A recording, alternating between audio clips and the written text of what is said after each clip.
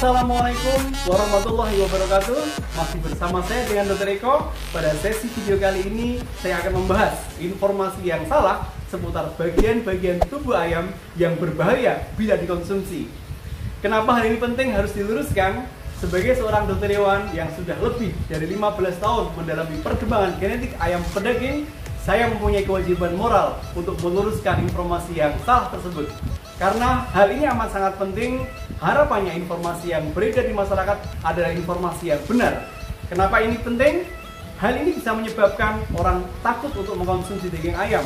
Padahal daging ayam mempunyai protein yang tinggi, yang sangat bermanfaat, yang diperlukan selain untuk pertumbuhan, daya tahan tubuh, dan juga menambah kecerdasan otak.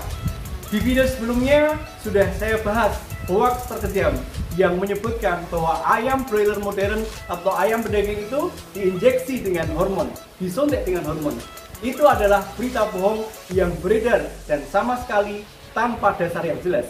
Silahkan disimak video tersebut di video saya yang lain, akan saya jelaskan lebih rinci di video tersebut terkait dengan hal itu.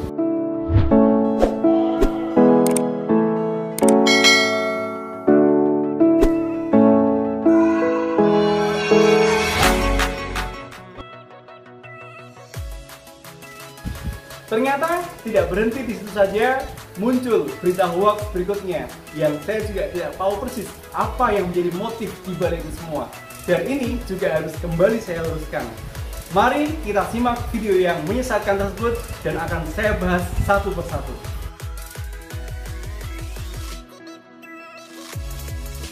Daging ayam memiliki kandungan yang baik untuk menutrisi tubuh, tetapi ada beberapa bagian tubuh ayam tidak disarankan untuk dikonsumsi karena mengandung racun dan juga berbagai lemak yang tak baik bagi tubuh. Dilansir dari scmp.com, inilah 6 bagian tubuh ayam yang tidak disarankan untuk dikonsumsi secara berlebihan. Yang pertama, kepala ayam. Bagian kepala ayam merupakan bagian favorit dari tubuh ayam, tetapi siapa sangka ternyata mengonsumsi kepala ayam berbahaya bagi kesehatan tubuh karena banyak terdapat bahan kimia. Peternak ayam sering memberi obat-obat atau vaksin penangkal bakteri, yang kemudian zat berbahaya tersebut akan tersimpan di bagian kepala, terutama di bagian otak. Bahan yang tertinggal akan membahayakan kesehatan konsumen. Yang pertama terkait dengan kepala ayam. Di video tersebut dijelaskan bahwa di kepala ayam berisi bahan kimia yang beracun yang terletak di otak ayam karena diberikan obat dan vaksin antibakteri dan lain sebagainya. Hal tersebut adalah salah kaprah.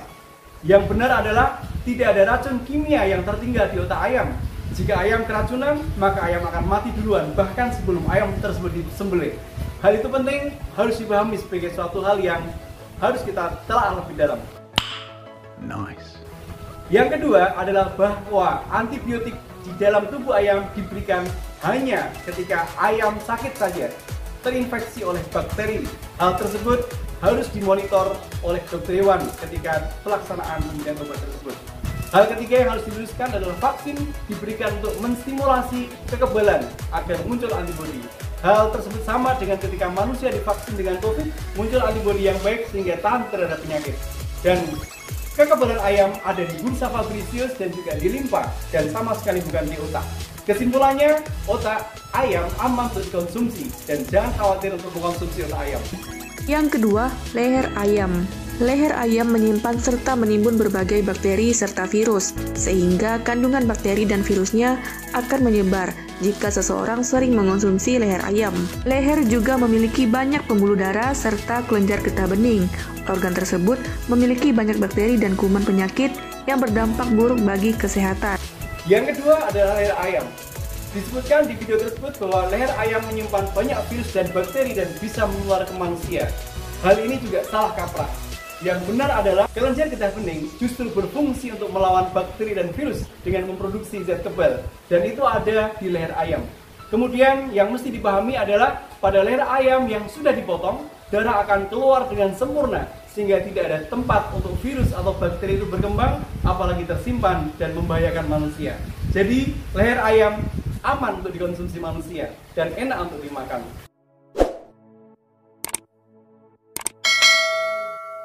Yang ketiga, sayap ayam. Sayap ayam merupakan bagian paling banyak terkontaminasi dengan obat-obatan. Dilansir dari telegraph.co.uk, obat-obatan yang terserap melalui sayap ayam bisa mematikan berbagai nutrisi daging sehingga menimbulkan risiko kanker. Yang ketiga adalah sayap ayam. Disebutkan di dalam video tersebut bahwa sayap ayam adalah tempat yang sering terkontaminasi oleh racun obat-obatan dan bisa menimbulkan kanker. Ini juga salah kaprah dan tidak punya dasar yang jelas. Yang benar adalah sayap ayam adalah alat gerak ayam dan tidak berfungsi sebagai tampungan akhir obat-obatan, apalagi racun. Pada ayam yang disembelih dengan baik dan darah keluar dengan sempurna, maka tidak ada lokasi pada sayap ayam yang bisa menampung kontaminasi apapun. Kemudian sayap ayam tidak memberikan dampak terhadap munculnya kanker karena sayap ayam tidak mengandung karsinogen ataupun zat penyebab kanker. Dan yang paling fatal yang harus diluruskan adalah terkait dengan tidak pernah diberikan obat-obatan melalui sayap ayam. Apalagi obat-obatan tersebut mematikan berbagai nutrisi daging. Ini adalah salah satu kebohongan terbesar yang pernah saya dengar. Jadi, jangan khawatir mengkonsumsi sayap ayam karena sayap ayam aman untuk dikonsumsi dan enak untuk dimakan. Yang keempat, hati ampela ayam. Bagian yang banyak dijual dan juga diminati di Indonesia adalah hati ampela ayam. Organ hati merupakan salah satu organ penting bagi tubuh untuk menetralisir racun yang masuk ke tubuh, sehingga sisa racun yang tertinggal di hati dan menimbulkan risiko kolesterol, jantung, dan juga kanker. Yang keempat adalah hati dan ampela ayam. Disebutkan di dalam video tersebut, hati dan ampela ayam mempunyai fungsi untuk menetralisir racun sehingga racun tersebut bisa terakumulasi di hati dan bisa menimbulkan kanker.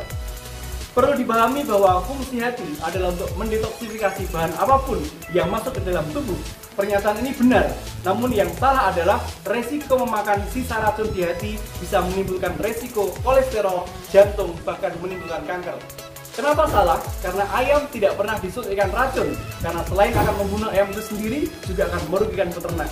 Lalu, bagaimana dengan antibiotik? Antibiotik ini hanya diberikan saat ayam sakit, terkena infeksi bakteri, dan ini pun tentunya di bawah pengawasan dokter hewan.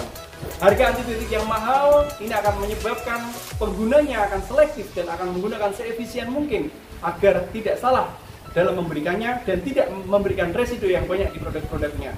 Dan di sisi lain, penyembelihan hewan hanya boleh dilakukan 5-8 hari setelah diberikan antibiotik, sehingga tidak ada sisa antibiotik di dalam hati ayam itu sendiri. Jadi, hati ayam aman untuk dikonsumsi dan merupakan sumber zat yang bagus untuk kesehatan dan untuk mengatasi anemia. A few moments later. Yang kelima, kulit ayam. Kulit ayam mengandung antibiotik, hormon, dan toksin yang larut dalam lemak kulit. Kandungan lemak tersebut mudah menyatu ke dalam kulit, sehingga meningkatkan lemak di kulit. Kulit lemak yang meningkat itu mengakibatkan obesitas, meningkatkan kolesterol yang buruk bagi kesehatan tubuh. Yang kelima adalah terkait dengan kulit ayam. Disebutkan bahwa hormon, antibiotik, dan toksin racun akan membentuk lemak di bawah kulit akibat larut dalam lemak, sehingga akan menyebabkan kanker dan kolesterol pada orang-orang yang mengkonsumsinya. Ini juga salah kaprah. Kenapa demikian? Pembentukan lemak di bawah kulit adalah hal yang normal pada semua makhluk hidup, termasuk manusia juga, dan sama sekali tidak ada hubungannya dengan racun, antibiotik, ataupun hormon. Ayam potong bisa menjadi gemuk adalah akibat seleksi genetik, sehingga ayam dengan keturunan yang diseleksi tersebut memberikan dampak yang baik terhadap pertumbuhan, bukan karena suntikan hormon. Hal ini sudah saya jelaskan di video saya yang sebelumnya terkait bagaimana penggunaan hormon itu tidak digunakan di dalam industri ayam broiler modern. Hal ini penting kita luruskan karena akan merugikan secara ekonomis dan juga tidak akan memberikan efek efisien yang baik karena mahalnya harga hormon itu sendiri. Jadi, suntikan hormon pada ayam adalah mitos yang tidak masuk akal dan tidak memiliki dasar yang ilmiah. So, jangan khawatir, lemak kulit aman untuk dikonsumsi. Selain membuat rasa gurih pada masakan, juga bisa menambah selera makan. Bisa digunakan secukupnya sesuai dengan selera dan kondisi kesehatan kita. Yang keenam, pantat ayam atau brutu. Kandungan di dalam brutu jauh lebih berbahaya karena mengandung banyak lemak yang menumpuk dan memiliki hormon atau tempat berkumpulnya kelenjar getah bening. Kandungan tersebut memicu penyakit kanker jika dikonsumsi oleh manusia. Yang terakhir adalah tentang pantat ayam atau brutu. Disebutkan dalam video tersebut bahwa pantat ayam atau bruto dianggap bahan makanan yang paling berbahaya karena tempat menumpuknya sisa hormon lemak kelenjar getah bening yang akan menimbulkan kanker pada manusia yang memakannya. Ini juga pemahaman yang sangat keliru. Yang benar adalah tidak ada literatur ilmiah yang menyebutkan bahwa pantat ayam atau bruto adalah tempat berkumpulnya kelenjar getah bening, apalagi bisa memicu kanker.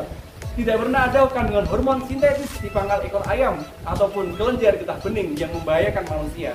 Jadi, bruto ayam, pangkal ekor ayam aman untuk dikonsumsi dan memberikan dampak yang baik terhadap memicu selera makan kita. Demikianlah penjelasan yang perlu saya sampaikan agar masyarakat mempunyai pemahaman yang benar dan berdasar. Jangan sampai termakan oleh hoax ataupun informasi sesat yang beredar tanpa dasar yang jelas. Ayo makan daging ayam, jangan ragu, jangan khawatir. Dengan mengkonsumsi daging ayam, tubuh kita akan semakin kuat, stamina akan semakin prima. Dan dengan mengkonsumsi protein hewani yang cukup, tentunya bisa mencerdaskan kehidupan bangsa untuk bangsa Indonesia yang lebih kuat, yang lebih hebat, dan lebih berdaya saing. Terima kasih. Assalamualaikum warahmatullahi wabarakatuh.